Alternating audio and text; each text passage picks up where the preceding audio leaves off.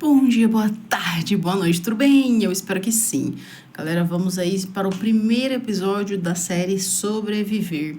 Se eu não me engano, são 4 episódios. A primeira história aconteceu em 2014, foi com a Mary Jackson e a sua filha Laurie. Começa aí com a Mary Jackson dizendo que a Laurie era muito tímida, né? E a mãe sabia que a socialização dela seria difícil, porque ela não tinha muitos amigos, né? Agora já na parte adulta dela, né? Ela estava aí trabalhando, né? E ela passava muito tempo com a mãe dela, morava 10 minutos da casa da mãe dela. Ela morava aí num apartamento pequeno, né? Trabalhava e estava sempre aí com os pais, né? Até que os vizinhos do lado da casa da mãe dela se mudaram e chegou uma nova família. Nessa nova família, tínhamos aí o esposo, a esposa e 2 meninos. E elas acabaram se conectando com esses 2 meninos aí, então sempre conversavam com eles. O vizinho também era muito gente boa, né? Sempre prestativo e tal. Acontece que algumas semanas depois, né? O Scott, que é o novo vizinho, acabou se separando aí da sua esposa e a esposa vai embora e ele fica sozinho com esses 2 meninos que são os filhos dele, né? É aí que ele se aproxima da Laurie, né? Então os dois começam a namorar e assim, pouco tempo depois ela engravida de gêmeos. A mãe dela não ficou muito feliz porque ela pensou que foi tudo rápido demais, né? Tipo assim, eles não se conheciam tão bem assim pra ela já ter gêmeos, já se casarem, né? Então, mas a mãe, independente disso, continuou apoiando a filha, né? A mãe disse que viu da casa dela, porque quando a Laurie começou a namorar o Scott, ela acabou se mudando para casa do Scott. Então, a mãe dela conseguia ver o que acontecia na casa dele se eles estivessem aí no quintal, né? Então, a mãe acabou vendo uma situação ali estranha e pergunta pra Laurie se o Scott bate nela. Mas a Laurie responde que não, que ele trata ela muito bem, né? 5 meses depois do casamento da Laurie, ela deu à luz aos gêmeos, né? E um tempo depois, com 4 meses aí, ela voltou a trabalhar. E aí onde o Scott se revela controlador, né? Porque ele já ligava quando ela ia passear com a mãe ou com a irmã, no intervalo de 1 hora, ele ligava pelo menos 5 vezes para ela. E a mãe sempre dizia, minha filha, desliga o celular, você tá com a sua mãe, ele não precisa saber o que tá acontecendo, né? E daí, quando ela voltou a trabalhar, ele fazia com que ela ligasse para ele assim que ela saísse do trabalho e ele ficava escutando os 45 minutos do trajeto dela para saber o que estava acontecendo, para você ver o grau de controle que esse homem queria sobre essa mulher, né?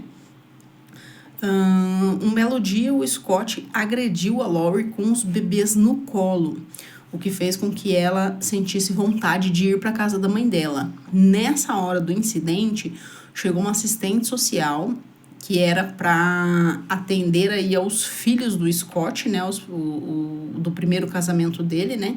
E essa assistente social chegou e a Laurie estava com marcas já nos braços, né? Então a assistente social ajudou ela ali a levar as crianças para o carro e ela conseguiu ir para casa da mãe dela, né? Nisso o Scott disse que vai sair de casa, né? E ele disse pra Laurie que já pegou tudo que era dele e que ela podia buscar as coisas dela. Nesse meio tempo, a ex-esposa do Scott volta para poder cuidar dos meninos. Então, quando a Laurie vai buscar as coisas dela na casa, a ex-esposa do Scott está na casa, né? Cuidando dos meninos. Então, ela acaba contando por que ela tinha se separado do Scott. E ela contou justamente foi porque ele agredia ela verbalmente e fisicamente. Só que ela disse, olha, eu não podia contar nada pra vocês, né? Eu sairia com uma ex-esposa ruim, né? Contando esse tipo de coisa. Ou como se eu estivesse querendo atrapalhar o relacionamento de vocês. Por isso que eu não falei nada, né? A Laurie pediu aí uma ordem de afastamento do Scott. E nesse meio tempo que ele saiu de casa, ele foi até o banco, limpou aí a conta dos dois, né? E ela acabou ficando financeiramente totalmente dependendo da família, né? Porque daí ela não tinha nenhum centavo até ela voltar a trabalhar e conseguir sua independência financeira, né? O Scott perseguiu a Laurie por meses pelo telefone, ele mandava mensagem de voz, Ele enviava e-mails e nas últimas mensagens de voz aí, ele tava com um tom de revolta na fala, sabe?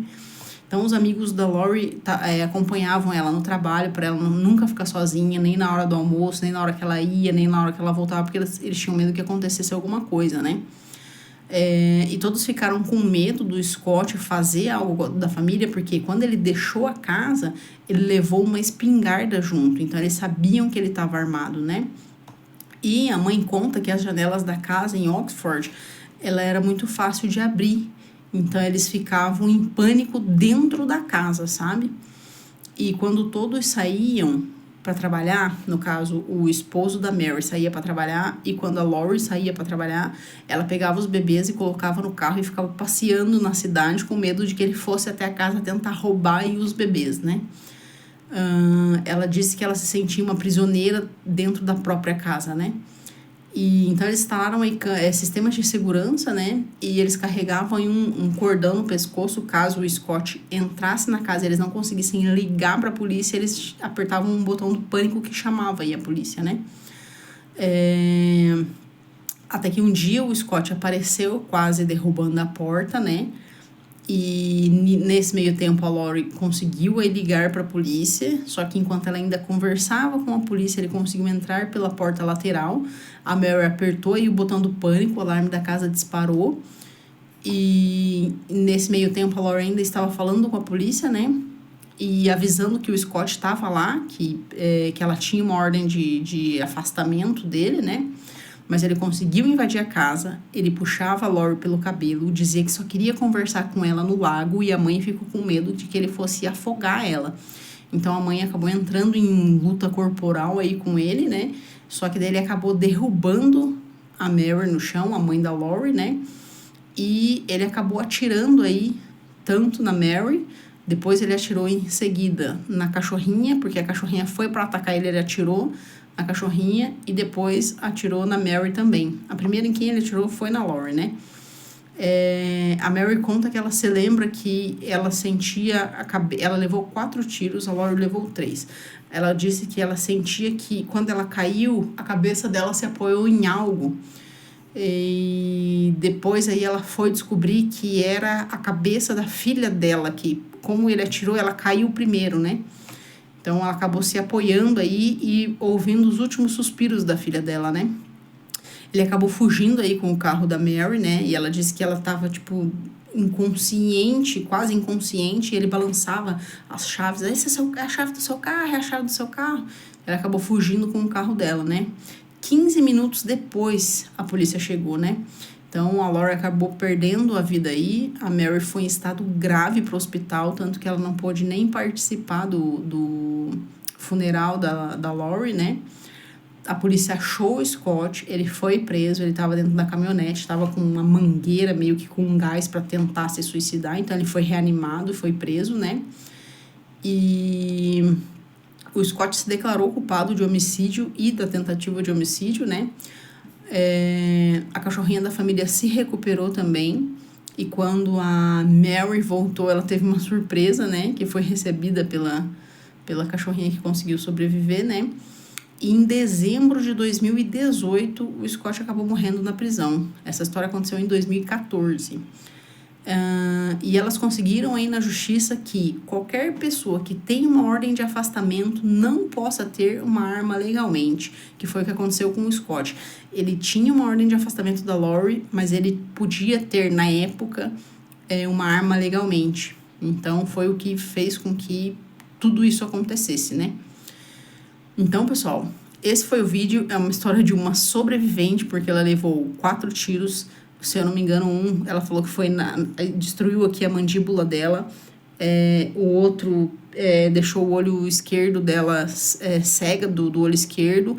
O outro atingiu o tórax e ela perdeu parte do intestino. E o outro pegou na mão dela aí também, que estraçalhou um dos dedos, né?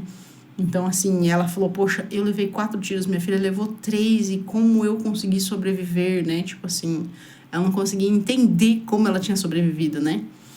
Bom, mas essa foi a história, espero que tenham gostado e até o próximo vídeo.